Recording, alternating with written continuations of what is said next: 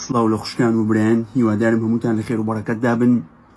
ئەو ڤیدیۆیە پێشکەش بە خەڵکی بە شەرەفی ڕۆژهەڵاتی خۆشەویستە هەمووی شارەکان بۆ کام بێ سەقز بێ مەهاباد، سنە، کرمانشار، پیرانشار، سەلماس، خۆی، ئیلام، تکایە هەر هەمووتان لەم ڕۆژە سەختانەیە دەست بخەنە نێو دەستی یەک و شەو ڕۆژ وەرنە دەرێ، ئەسەن مەچنەوە ماڵێ، شەو ڕۆژ مەزاهرە بکەن، تەزاهورات بکەن، حەقی خۆتانە. کوور دەبێ وڵاتیە بێ، لەبەرەوەی کە ئەگە تاریخ چاولەکەی یەکەم وڵات کورد بوو، بەداخەوە لان آخر زمانە شتەکان هەمووی عکس بۆتەوە. 204 وڵاتی تۆ بوو وڵات نەبێ، تکایە واز لە بێگانە پەرستی بێن. ملەتی کورد ملەتێکی بەقەوەتە، بەس مشکلەی کوردەوەی لەگەڵ یەک نییە، ئەبێ لەگەڵ یەک من لەم ڕۆژانە تنگانە لە خەڵک لە باشوورەوە بچە یارمەتی ڕۆژهەڵاتدا، چۆن ئەوان ساڵەکانی نەوەت یارمەتیەوەیاندا، ئێوەش بڕۆن یارمەتیاندن. تێگەیشی ئێمە ئیلاقەمان بە تاران نییە یا بە شارە فارسەکانی. تۆ خاکی خۆتە، لە خاکی خۆتە تۆ ئەبێ مەزاهرە بکەی، ڕاپەرین بکەی، حەقی خۆتە کە بی بە دەوڵەت و تەواو.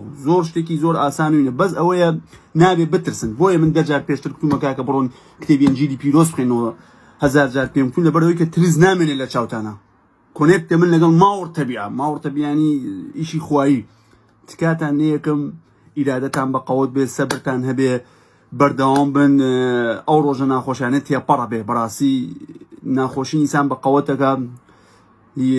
هیوادارم هەر کەس لە لای خۆیەوە ئەو ڤیدیۆیە شەرکە، ئەلان باشترین کاتێکە کورد لەگەڵ یەک بێ و ئەو خەونەی کورد بێتە دی کە وڵاتێکی کوردی بێ و نەی نەماوە، ینی زۆر نزیک بۆتەوە، بەس بەدەست ئێوەی خەڵکە. هیچ کەس قودرەتی خەڵکی نییە، حکوومەت و ئەوانە هیچ نیم، ئەوە 5-6 عایلن، بەس خەڵک دەست خاتە نێو دەستی یەک، هەفتەیە 2 هەفتە هەر بێتە دەرێ، شەو ڕۆژ تەواو هەمووی ڕاکەنە، چی فارس و تورک بێ لە شارە کوردەکان ڕاکە.